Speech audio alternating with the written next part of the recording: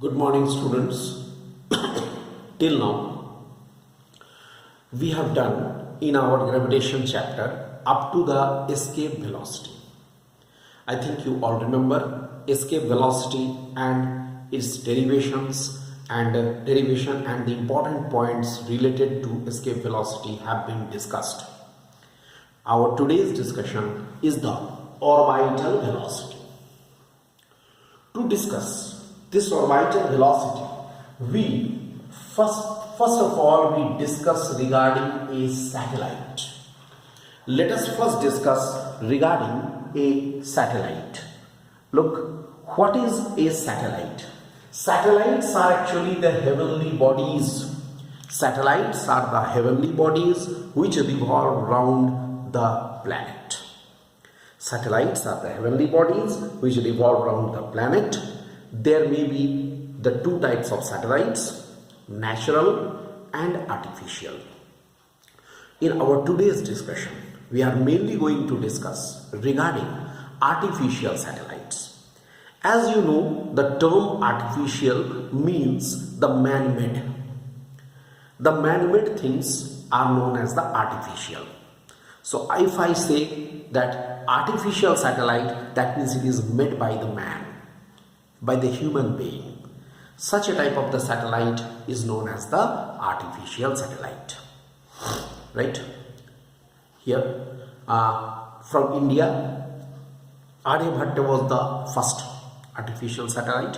Nowadays, INSAT 1A, 1B, all these satellites have been launched in India. Sputnik 1 was the first ever satellite launched by Russia. So, we are first here going to discuss the movement of the satellite. When the satellites revolve around the planet with a certain velocity, that is called orbital velocity. Our today's discussion is mainly about the orbital velocity. So, let us first discuss the concept of orbital velocity. To understand the concept of the orbital velocity, let us consider this is a planet. Say Earth. This is a planet. Let us say Earth it is. Right? On the Earth's surface, AB is a high tower. Okay, it's a very high tower. Just to understand, it's a bit theoretical type of thing that we are considering. It is a very high tower. It's high. It's so high that its top point A is projected slightly outside the, you can say, gravitational field. Slightly outside the gravitational field. Here, such a high tower we are taking. From this high tower, suppose if a body is thrown in the horizontal direction, giving a certain velocity, what will happen?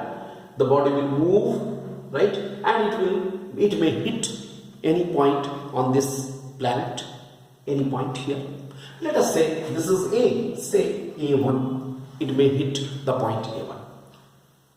As this velocity or the speed of the body will be increased more and more, right?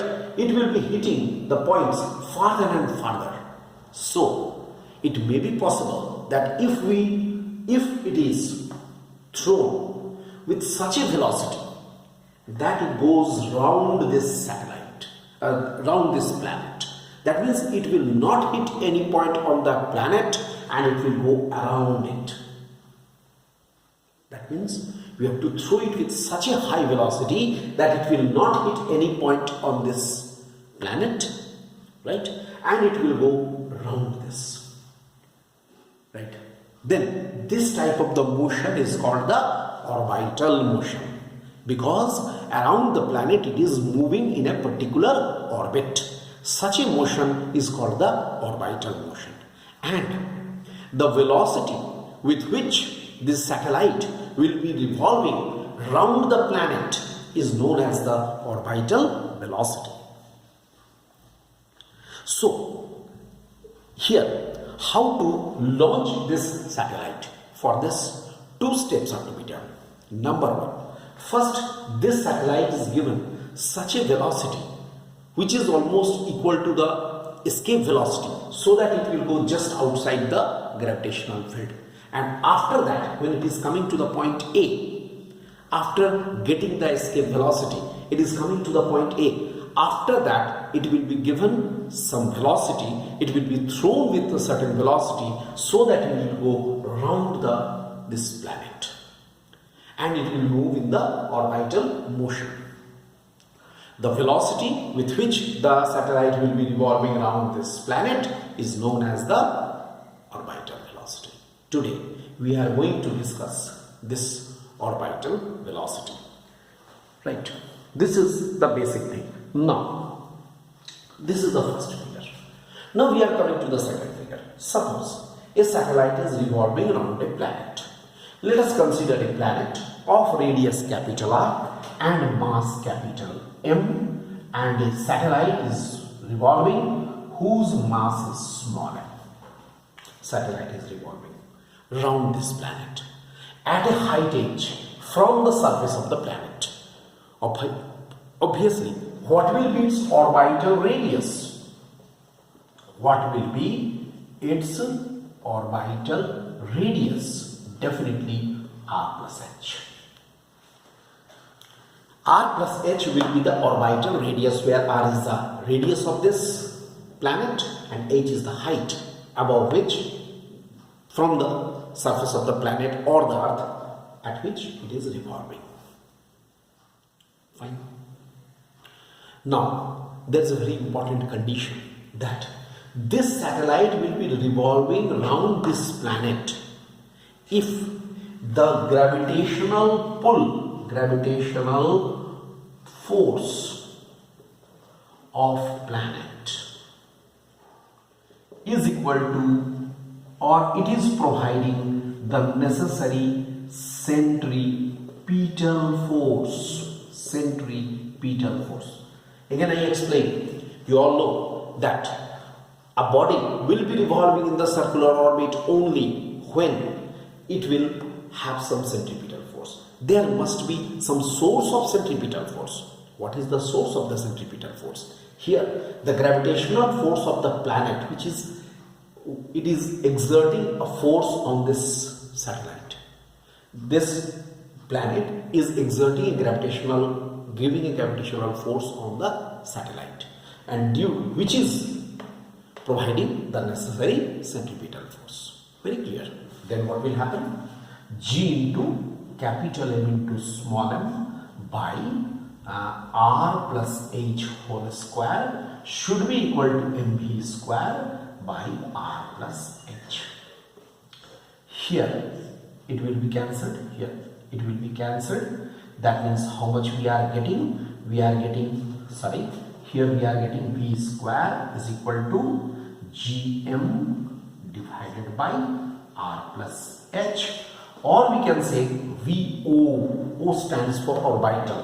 VO is equal to root gm divided by r plus h. I write this as equation number 9 in continuation with our equations.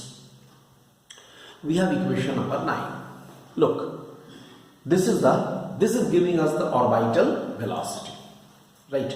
Equation number 9 will give us the orbital velocity. Now, see the condition. If the satellite, let us consider this is the planet, is the earth. Suppose the satellite is revolving very close to the planet or earth. Try to understand. If the satellite is revolving very close to the surface of the planet or the earth, then what will happen? For h to be very, very small as compared to r, what will happen? H will be neglected as compared to r. Then what we can write is orbital velocity at the surface of the earth. At the surface of the earth, how much it will be? VOE, I write. E stands for earth, is equal to root gm by r. It is, look, VOE is equal to root GM by R. Okay, because H will be neglected. H is very small as compared to the radius of the earth. Radius of the earth is quite large value. So H will be neglected. So how much we are getting? This. Now we have repeated so many times by equation 1. By equation 1. We all know by equation 1, or better we write here by equation 1. G is equal to Gm by R square, which implies Gm by R is equal to G into R. So we can write VOE may also be written as root GR. I write this as equation number 10. Look, this is escape velocity on the surface or at the surface of the earth or the planet will be how much? VOE, E, or the surface is, or the earth is, this is G into R. Alright, and you can find out the standard values are there. Putting the value of G, that is 9.8, and R we have already put 6370 kilometer. We can get very easily VOE should be equal to, for earth, it should be equal to 7.92 kilometer per second. I hope, dear students, you can very easily find it out. It's not at all difficult because small g and capital R, both the values for the earth are known. So we can determine those values. Is that all right? So this is about the orbital velocity and its expression. Right.